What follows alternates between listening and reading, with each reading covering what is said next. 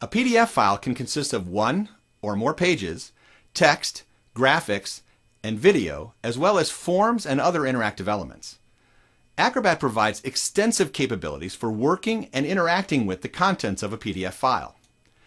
In this chapter, you'll learn how to work with all aspects of the PDF document, including simple page navigation, adding and editing bookmarks, how to work with forms, exporting PDF contents to other formats, as well as printing.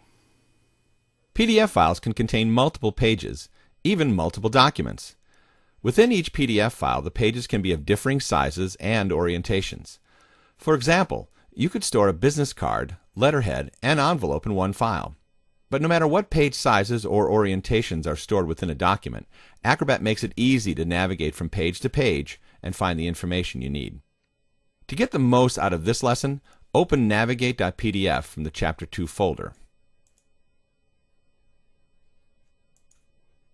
There are multiple ways to move through a PDF document. In this lesson, I'll show you some of the most popular. First, we'll take a look at using the quick tools located in the toolbar. To make sure we're seeing the same tools, right-click on the toolbar and select Reset Toolbars from the context menu. This command will remove any custom quick tools and return the toolbar to its default display. You probably already noticed that the toolbar displays the number of pages in your PDF file and what page you're on. Click the down arrow to go to the next page. Click the up arrow to go to the previous page. Type a specific page number here in this field and press Return to go to that page. If you've used a previous version of Acrobat, you may remember other quick tools that you used to use to navigate PDF files. While these tools were removed from the toolbar, they have not been eliminated. Some can be accessed from the View menu under Page Navigation. Here you can select Go to Next Page or Go to Previous Page, Go to First Page, and Go to Last Page. While you're in the menu, note the keyboard shortcuts displayed by each command: Home, left arrow, right arrow, End, and Shift-Control-N for going to a specific page. To use the keyboard shortcuts, first you have to close the menu. To move down, press the down arrow. Hold the down arrow to scroll faster. Press the right arrow to move page by page and page down. If you have a scroll wheel on your mouse, you can scroll down. To move up, press the up arrow. Hold the up arrow to scroll faster. Press the left arrow to move page by page, page up to move screen by screen, and if you have a scroll mouse, you can scroll up. To jump to the beginning of the file, press the Home key. To go to the end of the file, press the End key. Click the grabber hand to position the page precisely where you want it.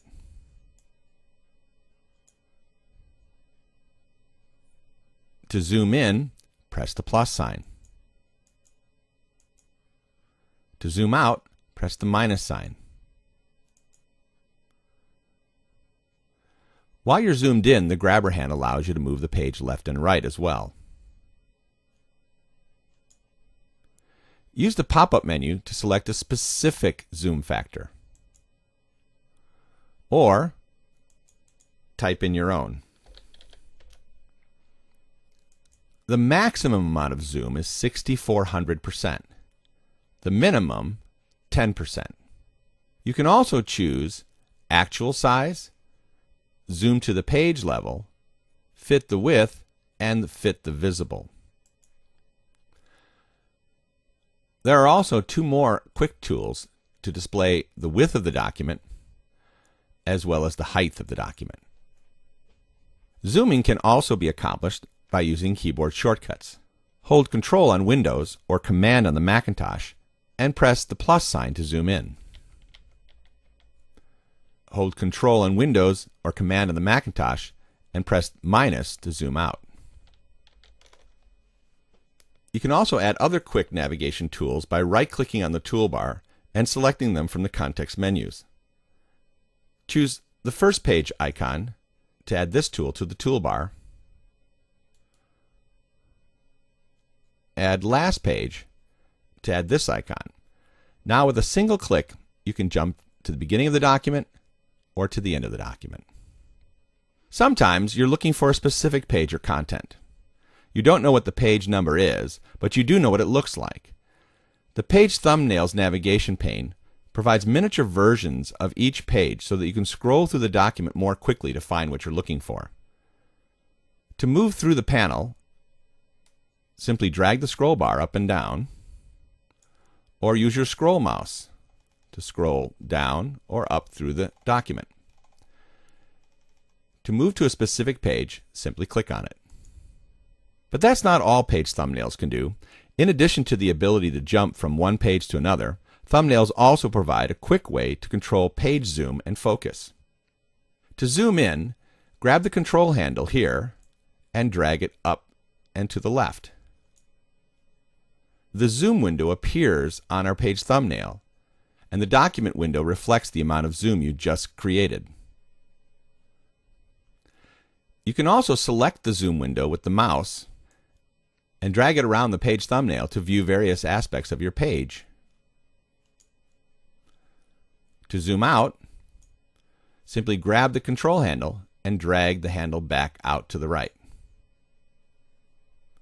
The document window will then reflect the amount of zoom you just effected. Learning the quick tools and the keyboard shortcuts for navigating through your documents allows you to find your content quickly and easily. PDF documents can originate from nearly any program on your computer. They can contain text, pixel-based images, as well as vector-based graphics. Usually, creating a PDF document is a one-way trip. The content is inserted into the PDF document and then sent off to your colleague or customer, and that's where it stays. But it doesn't always have to be that way. Content in unsecured PDF files can be copied and reused in other PDF files, as well as in a variety of other applications.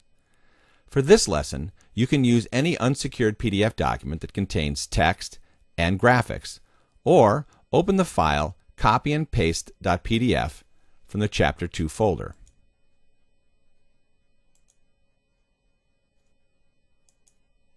In addition to Acrobat, I will also be using Microsoft Word and Adobe Photoshop to demonstrate some concepts in this lesson. We'll be using these and some other applications throughout the series to show you how you can integrate Acrobat into almost any type of workflow you may have. If you don't have these installed on your system, please watch along, because you may see a way you can integrate Acrobat with the applications you do have. As you can see, page 1 of this document contains a significant amount of text. By using the text selection tool, you can swipe over any amount of text, copy it, and then paste it into Word, WordPerfect, or any other program that supports the clipboard of your operating system. To copy the text, right-click on it and select Copy from the context menu, or press Ctrl-C in Windows or Command-C on the Macintosh. Before I select this, though, notice that we have the option to copy with formatting.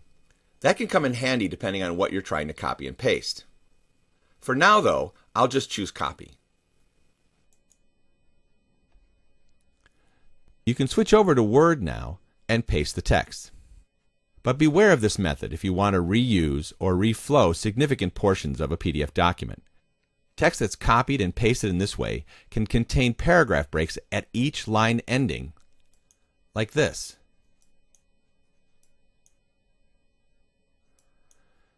And other undesirable white space. Such text will not reflow freely and will require significant attention to reuse, like deleting each of these hard returns. You may want to experiment using the command Copy with formatting in Acrobat. In some cases, this command will be able to move text from Acrobat without adding unnecessary breaks in white space. Your actual results may vary depending on what program created the PDF file and what type of document it is.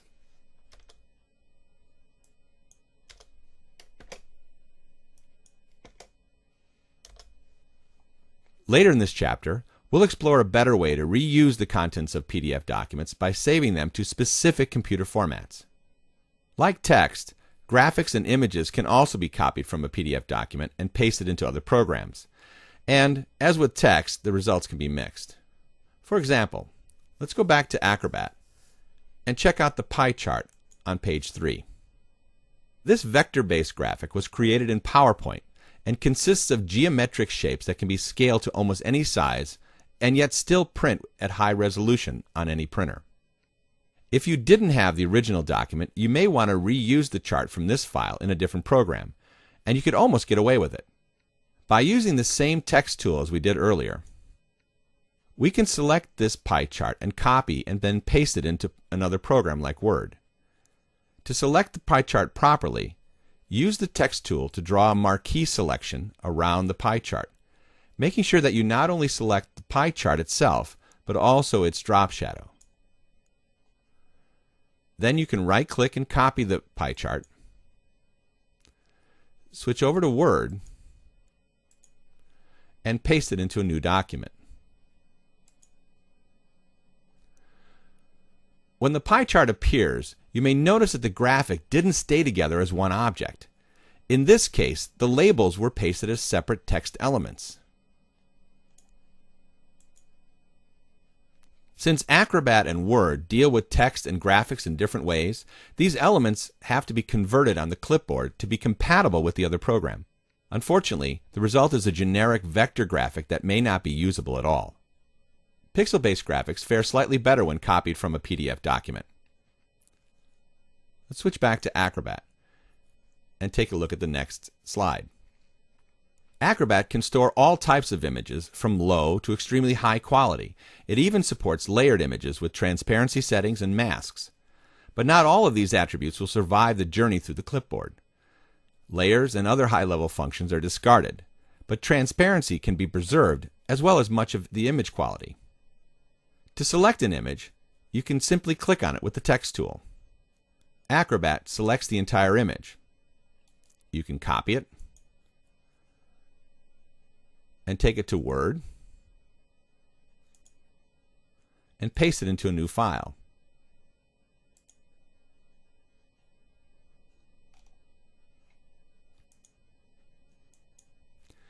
As you can see, the image came across in pretty good shape.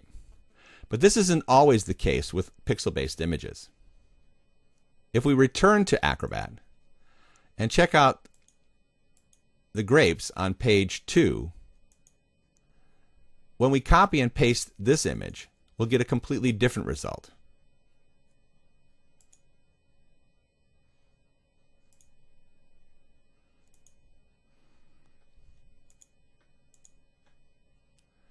This image featured a transparency mask, which did not survive the trip through the clipboard. The transparency is indicated by the black areas. But if we use a simple trick in Acrobat to select this image, instead of just clicking on it, draw a selection mask with the text tool. This time when you copy it,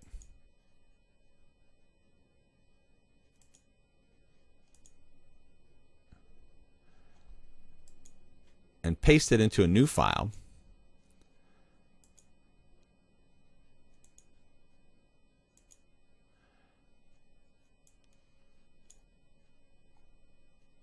the image quality and the transparency is preserved. If you're unable to move your image, just change the wrapping style to in front of text. In any case, don't expect to use such images for high-end printing, but they will probably work in a pinch for laser and inkjet printing. As you can see, while it's possible to copy and paste text from Acrobat to other programs, the results are not always desirable. In most cases, I recommend that you keep a copy of the original text and graphics in a safe place, in the likelihood that you'll need them in the future. Acrobat provides a variety of means for navigating through your PDF documents. Some of the options, like the Page Navigation Quick Tools, are built into the interface. Others must be added by you. Bookmarks are one of those user-defined means of navigating a PDF document. To get the most of this lesson, open the file bookmarks.pdf from the Chapter 2 folder. Bookmarks can be found in the Bookmarks navigation pane on the left side of the interface. You can open the Bookmarks pane by clicking on this icon. Bookmarks are not generated automatically by Acrobat. They must be added to each PDF file. In some cases, the originating program can generate bookmarks for you. Programs like Adobe InDesign and Word for Windows can insert bookmarks based on paragraph styling applied to the text content. In Chapter 3, I'll show you exactly where to access and turn on this feature when creating PDF documents from Microsoft Word. In most cases, you'll probably have to create the bookmarks yourself. Just open the PDF file and navigate to the page you wish to bookmark. A bookmark can be created for almost any purpose. For example, you could create one to jump to a specific page, like page 1. To create a bookmark, select New Bookmark from the Bookmarks navigation pane menu, press Ctrl B, or click the New Bookmark icon. Now type the bookmark text, page 1.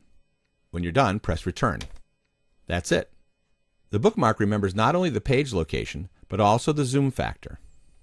For those of us who are keyboard challenged, you can also use text that appears in the document itself.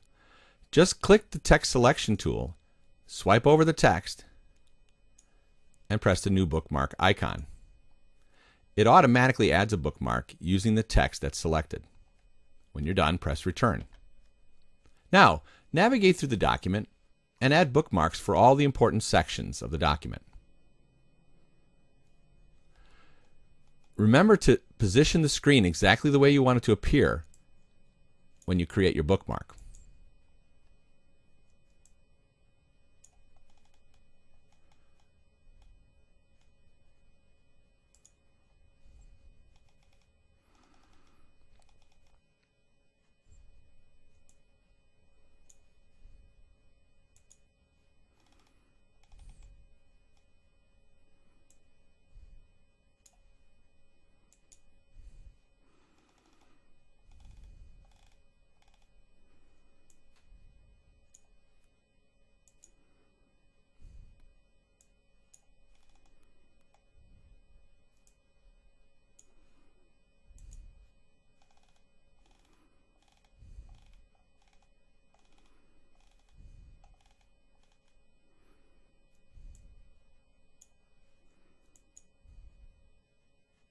When you first start, bookmarks are at the same level.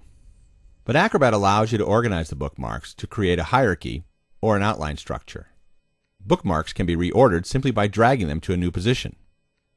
You can also drag one bookmark into another to create a parent-child relationship. Just select the icon for the child bookmark and drag it into the text for the parent bookmark. To move more than one bookmark at a time, hold the Shift key and select the first and the last bookmarks. Then, drag any one of those bookmarks into the parent icon. Bookmarks can be edited easily by simply clicking on them until the text is editable. Make your changes and press Return to finish editing.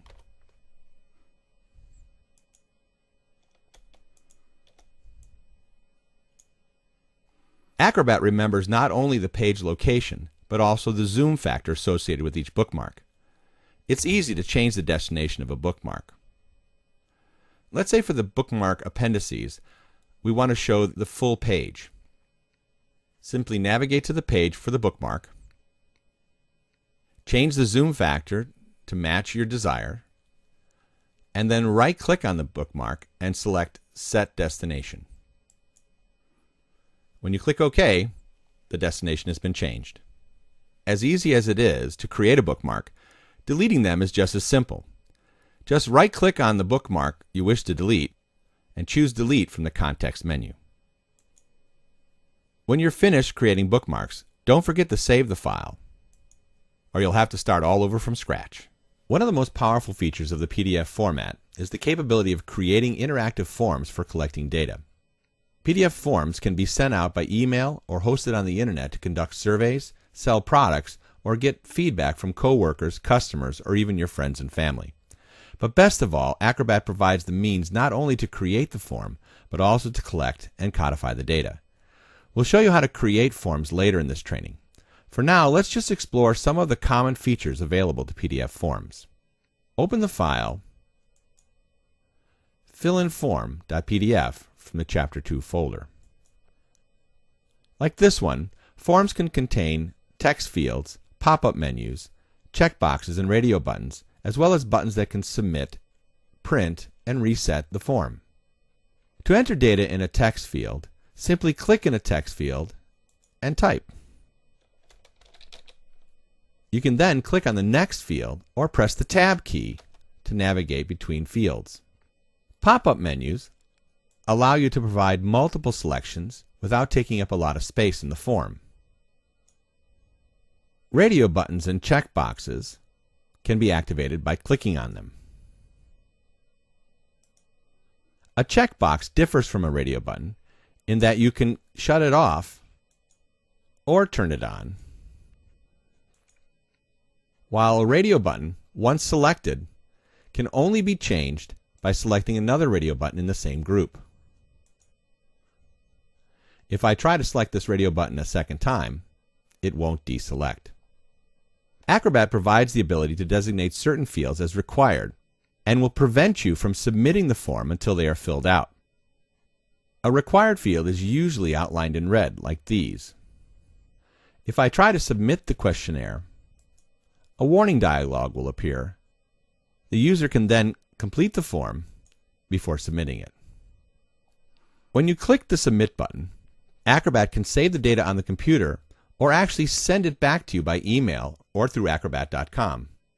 Acrobat forms have several advantages over internet-based forms.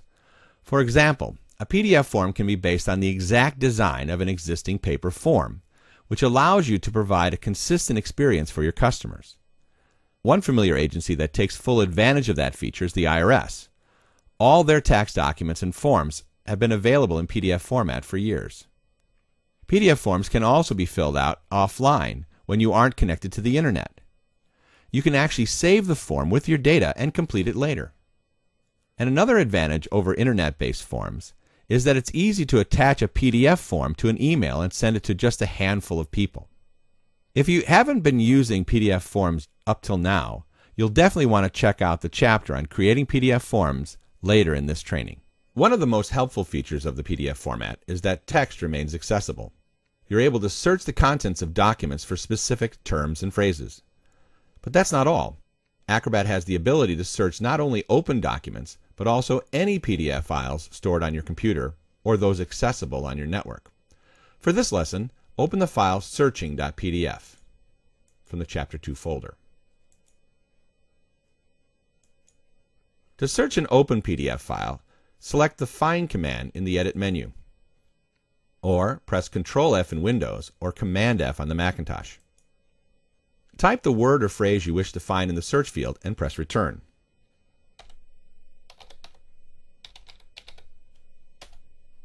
Acrobat will jump to the first occurrence of the targeted text.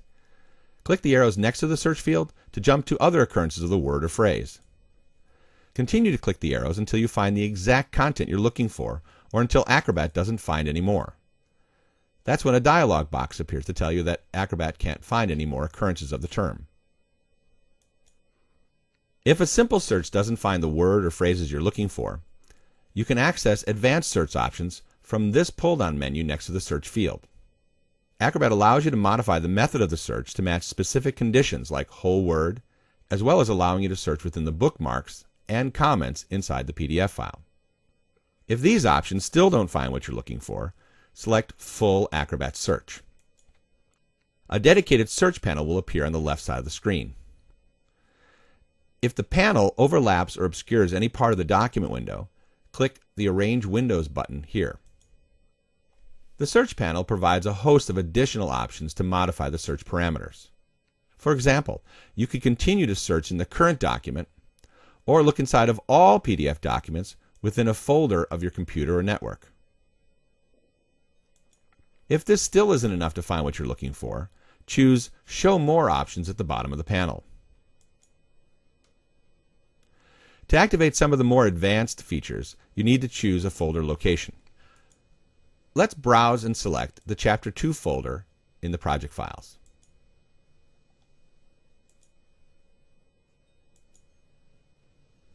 By selecting a folder, we can now match or filter out results based on a variety of metadata such as date, author, title, subject, and so on. You may also notice that the Advanced panel now features two additional criteria: proximity and stemming. Proximity finds content that matches multiple words or phrases, especially when the search terms don't appear in the exact order entered in the search window. To activate proximity, you first have to select Match All of the Words from the pop-up menu. One way you could use proximity is by typing the words red and white into the search field to find all the occurrences of red or white wine mentioned in any of the PDF documents in a folder. Stemming is used to find derivative versions of a selected word. For example, if you type the word scanning, Acrobat would also find scan, scans, and scanner wherever they appear in the document. And if all of this wasn't enough power all by itself, you can also click the option Include Attachments, and Acrobat will also search the files attached to your PDF documents. Whenever you click or execute a search, Acrobat displays the results as a list within the panel and indicates how many documents and how many instances of a word or phrase have been found. If there are multiple documents, each document is listed by its title or file name. To reveal the results inside of an individual file, click this plus sign or the twirl down menu on a Macintosh. To display one of the results in the document window, click the item in the list, and Acrobat does the rest. It will jump to the specific page and even open a file if necessary. While Acrobat's built-in search features are easy to use, they can still handle even the most complex search requests. But the power doesn't end there. In an upcoming lesson, I'll show you how to index entire folders of PDF files to make searches of even hundreds of documents lightning fast. As you might guess, looking through a dozen or more PDF documents for words and phrases can take some time. If you or your work group maintains more than a handful of PDF documents, you may want to consider creating an index of these files to supercharge the search function. An index basically catalogs the contents of a specific set of PDF documents. By using an index, you can complete searches of vast collections of files in a fraction of the time it would normally take you. To start, select View, Tools, Document Processing. Windows users don't need to have a file open, but Mac users will. Go ahead and select any of the PDF files we've been working with so far. To start, select View, Tools, Document Processing. Or you can access Document Processing by clicking Tools over on the right side of the interface. If you've never accessed this panel before, you may notice that Document Processing and some of the other specialized task panels may not appear automatically in the Tools task pane. If this is the case for you, you'll have to access the options under the View menu first. Then, the next time you open the Tools task pane, the panel will be visible.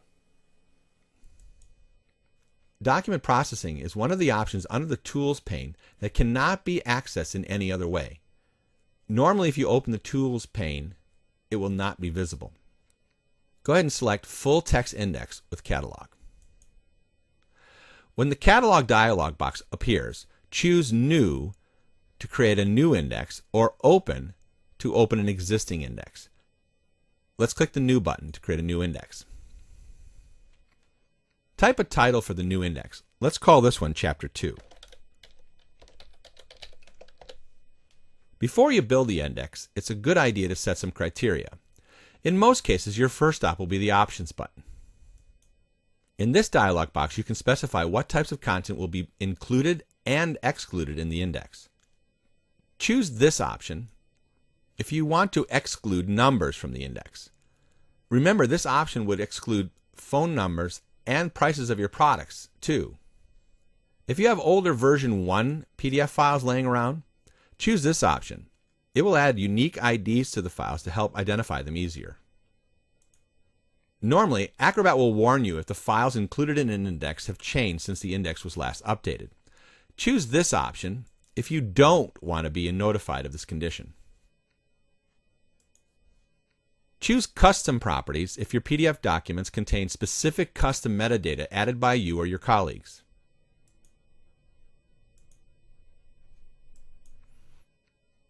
Choose XMP fields to include any specific XMP fields contained in your PDF library. To keep the index from getting too large, the Stop Words dialog box creates a list of words that you don't want to index.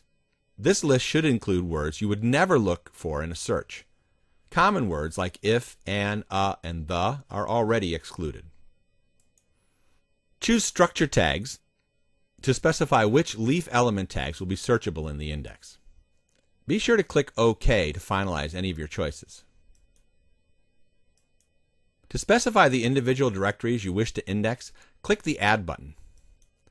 For this example, let's choose the Chapter 2 folder in the exercise files. An index can include more than one folder.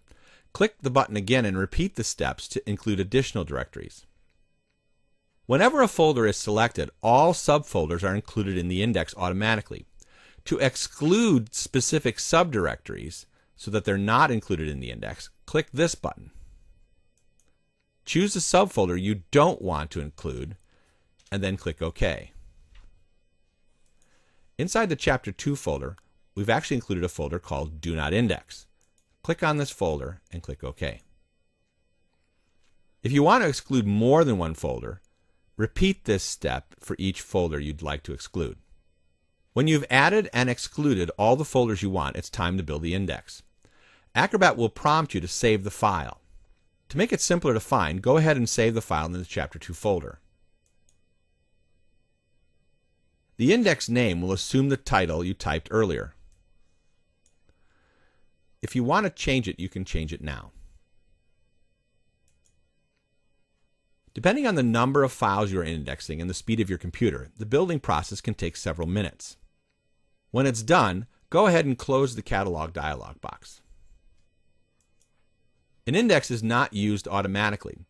To begin using your new index, select Advanced Search from the Edit menu.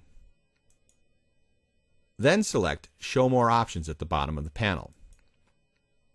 Now, open up the Look-In menu and choose Select Index. Click the Add button, navigate to the Chapter 2 folder, and select the file chapter2.pdx. Although one index can contain information from several directories, I recommend that you create a separate index for each folder so they'll be easier to manage. That way, if you move the folder, the index will go along with it. Adding an index to this dialog is a persistent setting. That means that Acrobat continues to use this index until you remove it. You can also temporarily deselect it by checking this little checkbox, and then the index will not be used in a specific search. Creating an index is especially handy for extensive collections of PDF files. But to get the most out of this feature, each member of your workgroup has to load all the available indexes too. To use the index, choose Selected Indexes from the pull-down menu before you create your search. Then type in the search term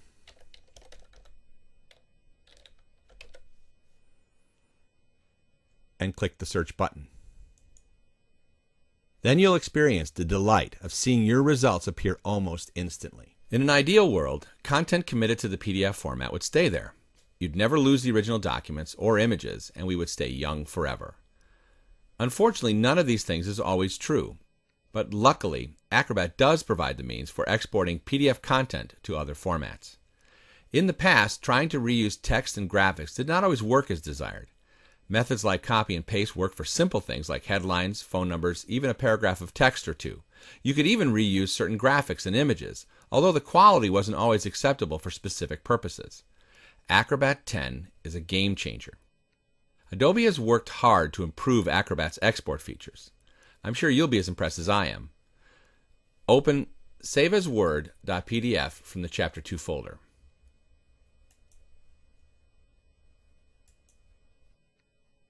This document consists of a great deal of text along with an inline graphic. In previous versions of Acrobat, you could try exporting the text to Word or a text file format, but you'd lose much of the formatting and the inline graphic would be toast. With Acrobat 10, hold on to your seats. select File, Save As, Microsoft Word. Choose Word document to save it in the current version of Word, or select Word 97 2003 to save it in an older version of Word or to maintain maximum compatibility. Let's choose Word document. In the Save As dialog box, Acrobat will default to the current name of the PDF file. You can change the name if you like. Click Save. Depending on how long the document is, the conversion process could take a few minutes. When it's finished saving, launch Word and open the file.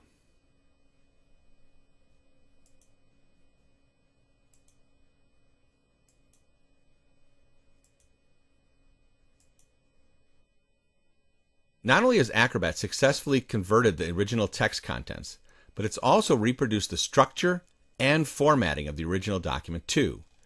The exact fidelity of the conversion depends on several factors, including the fonts and the complexity of the design. Another improvement has been to the export to Excel spreadsheets. Let's close Word and the current PDF document and open the file, save as spreadsheet.pdf. Here you see some data that started off life in Excel and then was saved as a PDF document. But let's pretend we want to reuse the data in Excel.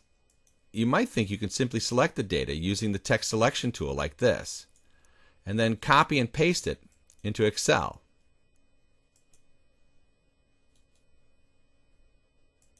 But if you did, you'd notice that Excel doesn't parse out the data properly to the individual cells. Instead, it lumps all of it into one column.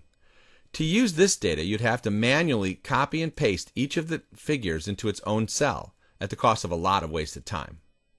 But you may not have noticed there was actually another way of saving the data. Go back to Excel and this time choose Copy with Formatting from the context menu. This new method includes more information in the clipboard. As you can see, the process takes longer, but the results will be worth it. When Acrobat's done, switch back to Excel and go to an empty worksheet. You may think you can just paste the data now, but if you did, you'd be in for another surprise. The results look a little better than before, but looks can be deceiving. This data has also been lumped into one column and is basically useless. The way you paste the data is just as important as the way you copied it. Instead, click the Undo button until you return to a blank Excel spreadsheet. And this time, right-click in the spreadsheet and choose Paste Special. You may think you can just paste the data now. Well, you can on a Mac, or if you use the keyboard shortcut Control-V on Windows, Command-V on the Macintosh. But in my version of Office, if I click on this icon, it keeps the text only and doesn't keep the formatting. So if you're on a Mac, choose Paste. If you do choose to click this button to paste, the results look a little better than before. Choose XML Spreadsheet from the dialog box and click OK. This is more like it. The data has been parsed out to individual rows and columns and is ready to use. You do have a little bit of cleanup work. For one thing, you'll notice that the original formulas have not been preserved. But that's easy enough to fix if you know how to work with Excel.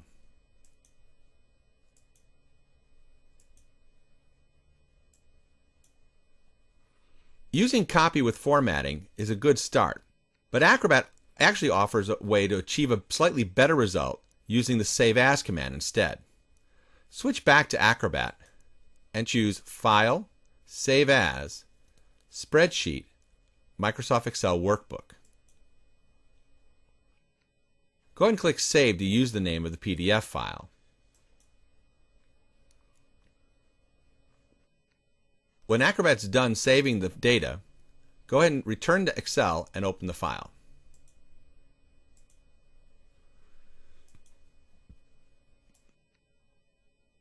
As you can see, the original spreadsheet has been recreated as with the Paste Special command, but this time the column widths are more appropriate, and it's preserved more of the original formatting from the PDF file.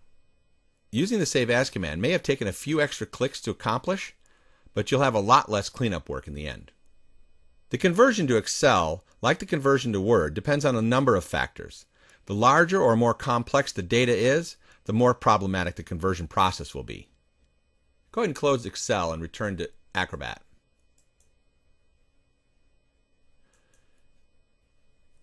The next feature I'd like to explore is geared specifically for graphics. Open the file, save all images from the Chapter 2 folder. Frequently, you'll want to reuse images inside of a PDF file. You may have lost the original images or perhaps deleted them. Earlier in the training, I showed you how to copy and paste images from a PDF document using the text selection tool. The problem with that method is that you can get contamination from other objects positioned beside or beneath the selected image. You also may not preserve the size and quality of the original image. A better way is to use a built-in function in Acrobat to export images. If you go to look for this tool, you might think you'd find it under the Save As command. But this Save As command actually saves the entire PDF file as an image, which is also handy, but it's not what we're looking for. I'll show you how to use this command in a second. Instead, to recover all the images, look under View, Tools, Document Processing. Select Export All Images. This command exports all the images to a file format you select into a folder on your computer.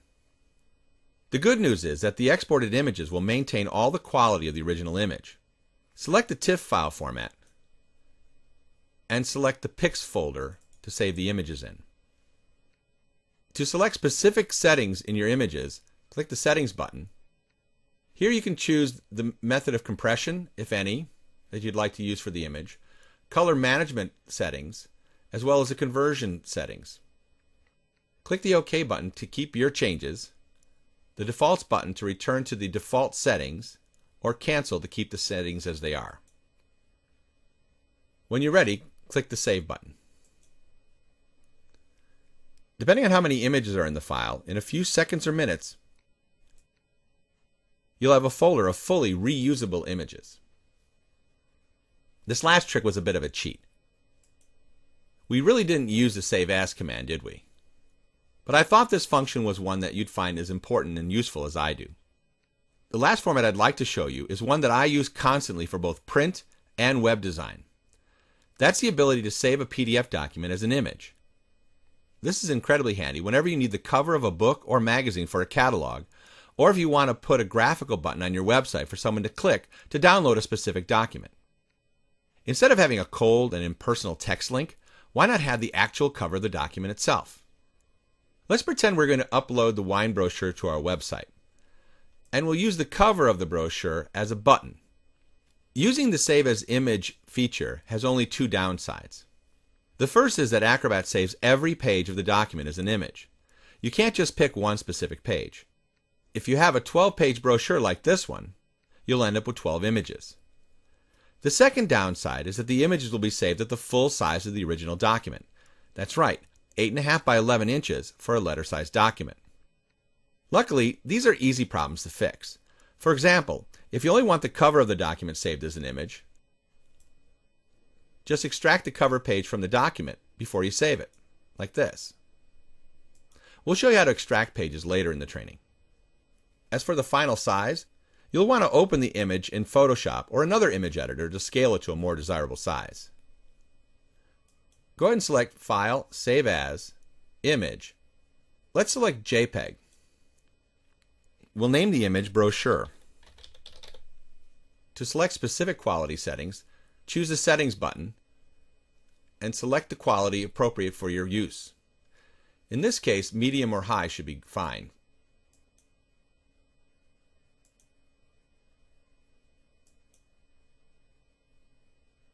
Click OK to accept your changes. Click Defaults to return to the default settings, or Cancel to keep the settings as they are. When you're ready, go ahead and click Save. Acrobat will put the JPEG extension on it for us.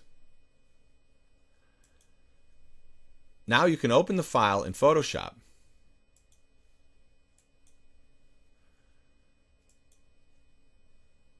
and resample the image size to make it more appropriate for your website.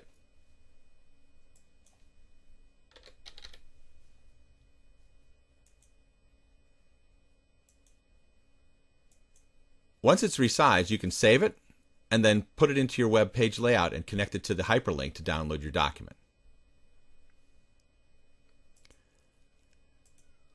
If you look through the Save As menu in Acrobat, you'll see 24 different file type conversions now supported in some way by Acrobat. You should experiment with any you find interest in. Remember, the usefulness of the resulting file depends a lot on the content and structure of the PDF document, and of course, on the program that created it in the first place. Not all PDF documents are equal, and not all of them will convert perfectly to all these formats. You may think it odd that we're talking about printing an electronic document format. For many people and companies, PDF files are used to save paper and reduce waste. But it's not that odd considering that the PDF format was originally designed as a way to send files for high-end output on printing presses. While many printers have committed to a full PDF workflow all the way to plates, many users still like the look and feel of paper.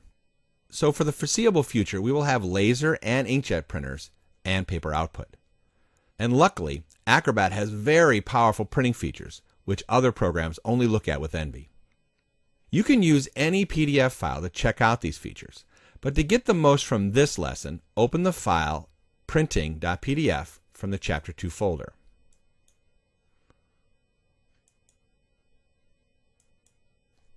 To really show you how powerful Acrobat's printing features are, we've created a file that contains multiple page sizes and a mixture of text and graphics.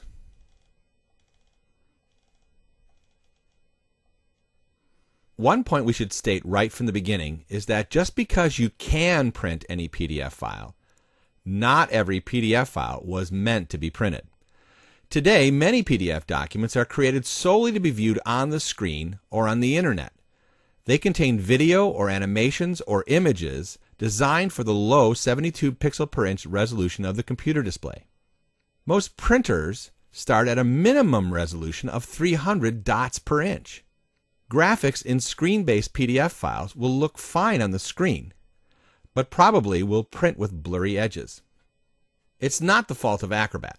It's just how the file was built in the first place. So before you create a PDF file, you may want to check to see if printing will be an important aspect of the file's purpose. If so, you will have to pay more attention to the quality of the images and other graphics. 99% of the time, the text is saved in vector format and will always print at high resolution. To access Acrobat's printing features, select File, Print, or press the shortcut Control-P in Windows or Command-P on the Macintosh. There may also be a quick tool icon in the toolbar that you can click, like this one. The Print dialog features most of the common options for printing that you may already be familiar with, such as choosing the printer from those available in your office, specifying whether you want to print all or just some of the pages in the document, as well as the number of copies. But that's where the similarities end. Acrobat also allows you to isolate the output to the current view displayed on the screen, the current page, or you can select a specific page or range of pages by checking this option. I use this feature all the time, especially when I've made changes to specific pages in a large document and I only want to print the pages that have changed. To use this option, click this radio button and type the page numbers you wish to print. If the document uses a custom numbering scheme, you can use the numbers as they appear in the toolbar at the top of the document window. To print a range of pages, type the first page number and the last page number separated by a hyphen. To print individual non-consecutive pages, type each number separated by a comma. To print a group of pages all at once, you can combine these two schemes together like this.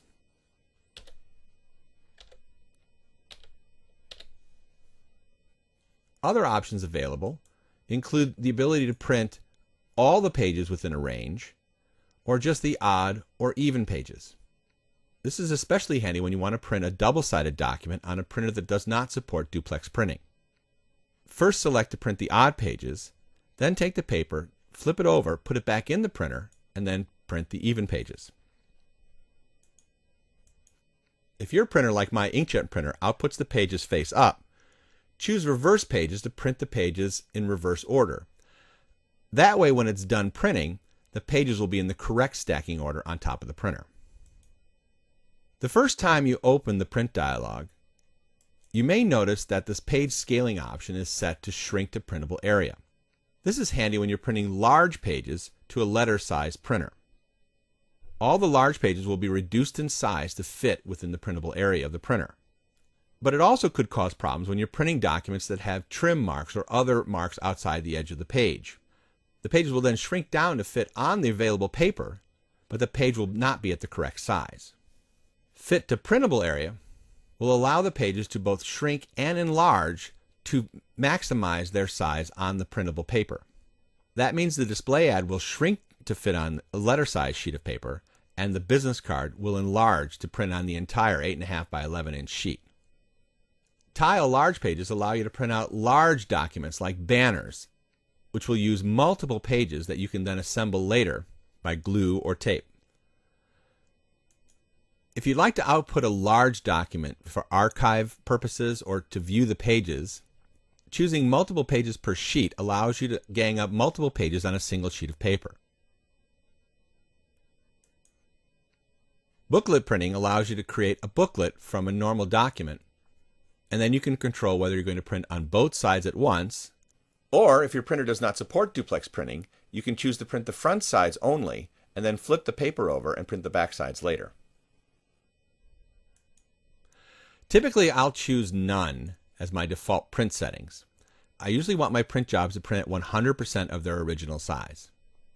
This is also another option that's turned on by default. Auto Rotate and Center automatically rotates pages to fit within the printing dimensions. That means if most of the pages are printing on portrait-sized sheets of paper, the landscape pages will automatically be rotated to fit within that printable area. If your printer supports multiple types of paper, choose Paper Source by the PDF page size. And if your printer supports custom paper, you can also choose Use Custom Paper Size when needed. Occasionally, a printer will require you to save the file as a print file. This option allows you to save the file in electronic format, which you can then download to a printer later. Print color as black will automatically convert any colors in your document to black. This is especially handy in engineering drawings when lines may be printed in color at very small line weights. Another default setting in the Acrobat dialog is this one here. Acrobat defaults to print the document and any markup contained within the file. As you can see, this document contains a stamp as well as some comments on the first page. By choosing this option, both will print to your printer. If you'd like to print the document without the stamps and markup, choose just Document. This will remove the stamps and any comments from the page, although it will not remove them from the document. You could also choose just to print the document and the stamps. In this case, only the stamp will print, but the comments will be stripped out. And finally, an item that's very handy when you're printing forms, this option here allows you to print only the data elements entered into the form itself. This option will strip out any graphics or other content within the form area that's not part of the actual form itself. Typically, I'll choose Document to print only my document. Other options are available at the bottom of the dialog. The Printing Tips button opens up your browser and takes you to a website where Adobe has compiled a list of printing tips that will help you get the most out of printing your PDF files. Page Setup allows you to choose specific page sizes that may or may not be available on your printer, and choose whether you want to print the document in portrait or landscape mode. Click OK to finalize your choice, or Cancel to discard them. Choose the Advanced button to access Acrobat's advanced features for output. Some of these features are only available on PostScript compatible printers. A simple way to know whether you're printing to a PostScript printer or a standard printer is to look at the name of the printer. Most PostScript printers will have the letters PS in their name, such as this one. Under the Output category, you'll notice that we have the ability to choose how we want our document to be output, whether in composite color, composite gray, or in separations. If you choose separations, this gives you the ability to turn on and turn off the ink colors, so you can output individual inks as plates for a printing press. Certain options in the output window are only available when you select a certain type of color or output scheme. Typically, when an option is not available in the scheme, it will be grayed out. Another important option here is the ability to print your documents as an image. Certain type of graphical transformations within a PDF file may print incorrectly to low-resolution devices, such as inkjet printers or laser printers. By choosing to print your document as an image, this will flatten the entire file to print as a single graphic. Then the most important thing here is to choose what resolution that file will print at. Typically, I like to use 300 or 400. It will render out most of your graphics correctly as well as your text. Under Marks and Bleeds, you can choose which printing marks you'd like to turn on. Trim marks, bleed marks, registration marks, color bars, and page information. You can also turn them all on or off by choosing this option. Under the PostScript options, you can control what PostScript features you'd like to use within your PostScript printer. These options will be grayed out if you're using a non-PostScript printer. Color management allows you to control how the colors are rendered on different types of devices. To get the best results from these options, check with your service bureau or printer. One of the nice options about this particular dialog is that Acrobat allows you to make your settings and then save them as a custom profile. That way you can select the same exact settings the next time you come into this dialog. Click OK to retain your settings, or click Cancel to discard them. Click Summarize Comments to include any comments stored in the file with your printed PDF output. Finally, my favorite choice within the dialog is this one right here. This scroll bar allows you to view each of the pages within your print job and to see exactly how they will print on the selected printer and with the selected options that you've chosen. By dragging the slider to the right, you can see each page in turn and catch any problems before they happen. Now that you've made all your choices, the only thing left to do is to click OK and send the job to the printer.